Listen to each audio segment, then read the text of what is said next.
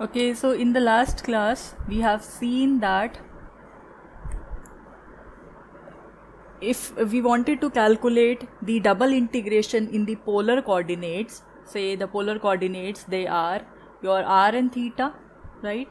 And you were moving from the Cartesian coordinates x and y to this polar coordinates, then in that case your integration, double integration with respect to the variables x and y now shifted to this double integration, where you replace your variable x by the r cos theta and the variable y by r sin theta, and then dx dy, this whole thing by r dr d theta.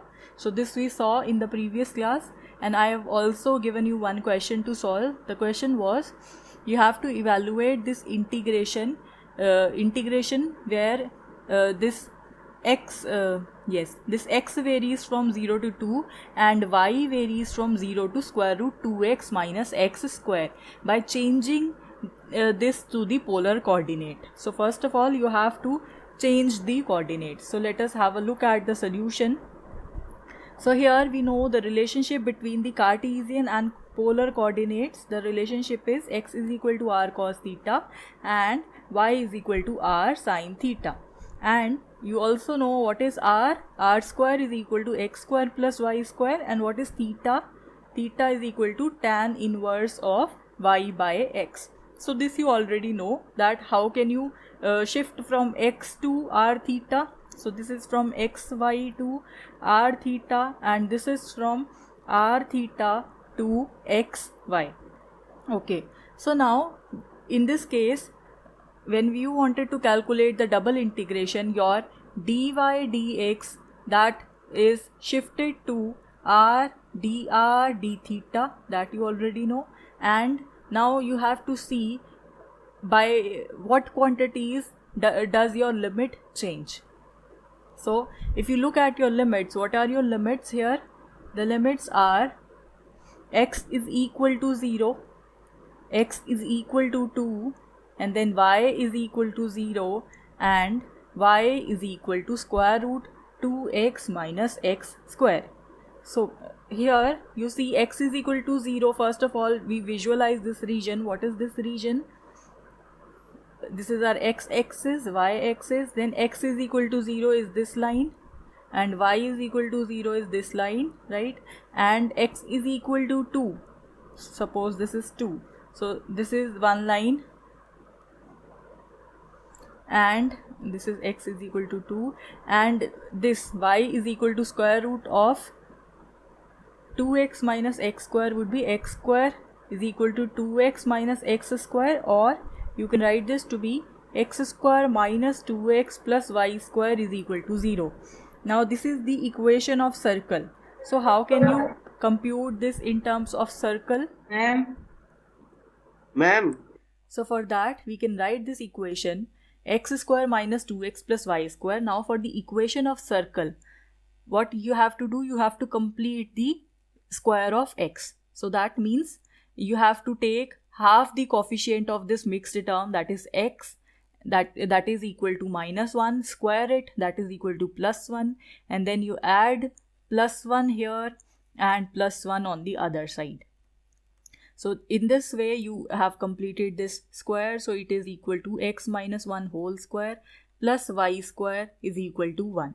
So that means this is an equation of circle having center at the point 1, 0 and whose radius is equal to 1. So this information is known to you. So now we have to plot this one. So it has a center at this point 1, 0 and its radius is equal to 1. Say this point is 1, this point is minus 1. So your circle would be like this.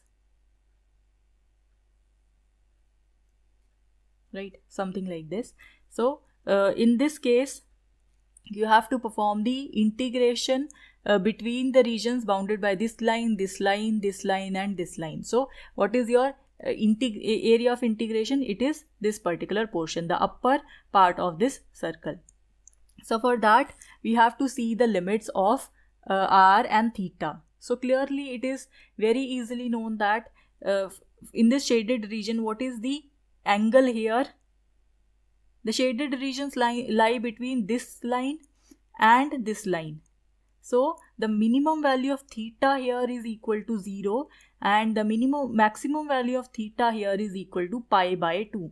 So this is how you obtain the limits of theta. Theta varies from 0 to pi by 2. Whereas what is the value of r? If you look at r, the maximum value of r is obtained from here, from this equation. How? Because you can write x square plus y square is equal to 2x. Now you know what is the value of r square. R square is equal to x square plus y square. So that means you have this quantity as r square, and what is the value of x? It is equal to r cos theta. So one r cancels from this one. So you have r is equal to 2 cos theta. So this is the maximum limit for r. So accordingly your integration becomes, from here it is equal to theta varies from 0 to pi by 2 and your r varies from 0 to 2 cos theta into what was given to you in the question? You were given this x square root of x square plus y square into dy dx. So in place of x you will write r cos theta. In place of square root of x square plus y square, what will you write? You will write r here, and instead of dx dy you will write r dr d theta. So now this r and this r cancels, so you are left with integration theta varying from 0 to pi by 2, integration r varying from 0 to 2 cos theta into r cos theta dr d theta. So now we can very easily perform this integration. Firstly, we'll perform the integration with respect to r. So this is equal to theta varying from 0 to pi by 2 and d theta, and because theta would be considered constant, so cos theta would be as such, and then the integration of r with respect to r, that is r square by 2, and the limits of r, they are from 0 to 2 cos theta. So this is equal to integration theta varying from 0 to pi by 2 cos theta by 2, and then you have 2 cos theta whole square, so that is equal to 4 cos square theta minus 0 into d theta. So this quantity, this becomes equal to,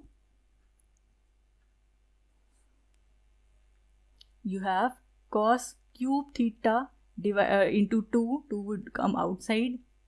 So theta varies from 0 to pi by 2 d theta.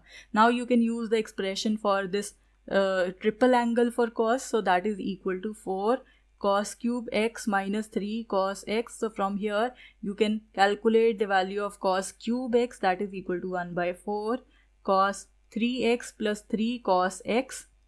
So you can substitute it here and solve it, perform the integration, and finally you will have the answer as 3 pi by 4. So this is the value of the integration that we were asked to solve.